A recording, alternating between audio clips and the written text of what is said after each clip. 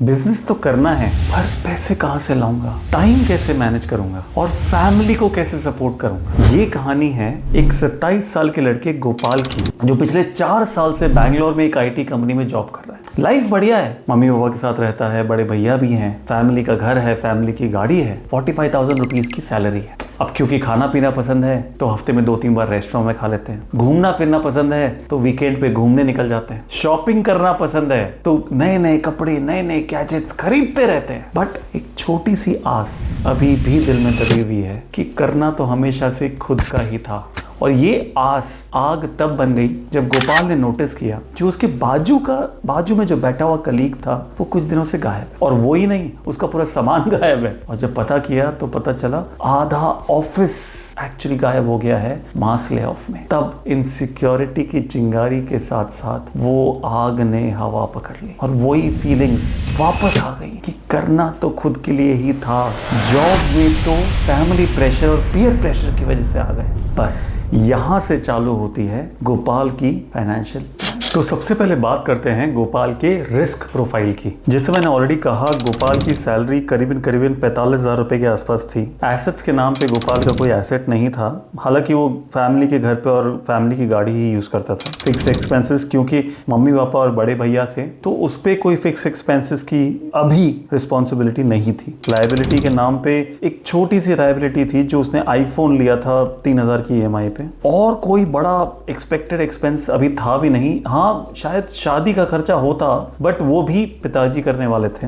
Investment का M तो finally फिर उसका वेल्थ क्रिएशन ही था। और अगर मैं टाइमलाइंस की बात करूं, Gopal was okay to wait for 10 years, 15 years, 20 years also, जितना भी टाइम लगे एक कंसिडरेबल कैपिटल खड़ा करने में, ताकि वो कभी तो अपना गोल, अपना ड्रीम पूरा कर पाए। इन्वेस्टमेंट का एक्सपीरियंस गोपाल का बिल्कुल भी नहीं था। पर जब मैंने रिस्क टॉलरेंस की बात करी और उसको कहा कि लेट्स से अगर आपका पोर्टफोलियो 10-15% से गिर जाता है तो आप क्या करोगे? सारे पैसे निकाल लोगे, होल्ड करोगे या और इन्वेस्ट करोगे? तो गोपाल का आंसर सुन के मुझे ये तो समझ में आ गया कि टॉलरेंस काफी अच्छा है, बिकॉज ही सेड मैं होल्ड ही करूंगा। अगर हमें पता है आगे जाके या लॉन्ग टर्म में उस पर प्रॉफिट आएगा तो मैं प्रेफर करूंगा कि मैं होल्ड ही करूं। और फाइनली डिस्कशन हुआ इन्वेस्टमेंट एवेन्यूज को लेके। तो इन्वेस्टमेंट एवेन्यूज में जो मेन चीज हमने डिस्कस करी वो थी PFs, FDs, इक्विटी, डेट और बहुत सारे अलग अलग avenues. And we finalized to 2 types of investments. One is equity,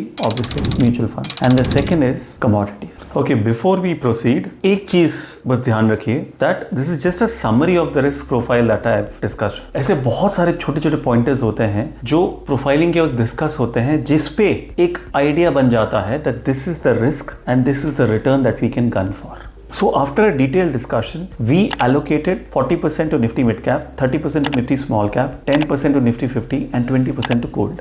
Gold क्यों? Because it is a very good hedge to the equity portfolio. Mid Cap, Small Cap क्यों? Because he was okay with high risk and high return. He was okay with temporary loss.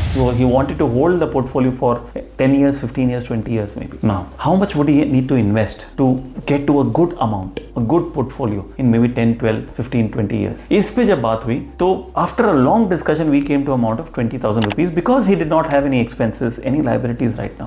Although 20,000 rupees के लिए कुछ extra shopping, extra restaurant का visits कम करना पड़ता, but Gopal realized this, that if he can stretch a little bit today, it will mean a very good future for him tomorrow. तो 20,000 invested monthly based on the portfolio that I just told you. अगर इसका return हम निकालें, expected return would be about 15.35%. Now, obviously, this is based on many years of the past, and past returns do not guarantee future returns. So market में fluctuations होते हैं, the returns may not come to according to our plannings, and mutual fund investments are subject to market risk. That's what we've all heard. So we also decided कि जब भी market हमारे हिसाब से नहीं जाएगा, we will try to top up as much as we can. अब 20,000 की जो हमने EMI या SIP डिसाइड की थी एवरी मंथ, हमने ये कांस्टेंट SIP डिसाइड करी थी for the foreseeable future. But we also realized that as his salary goes up, he may have the scope to increase this with the increase in the income. Now, looking at all these factors, we thought we might be able to achieve 15.35% return on 20,000 SI. So as per 15.35% return, अगर 10 साल Gopal portfolio को hold करते हैं, his return comes to about 58 lakhs something. 15 साल में 1.4 crores और 20 साल में 3.2 crores. मतलब 15 से 20 साल में he will have a very good sum to invest in business. अब let's say somewhere in between he has a portfolio of 2 crores and he withdraws 50 lakhs for his business. He will have 1.5 crores to support his family, which was his second big goal. One was starting the business, second was supporting the family. So 1.5 lakh will be shifted to a minimal risk instruments in an SWP plan,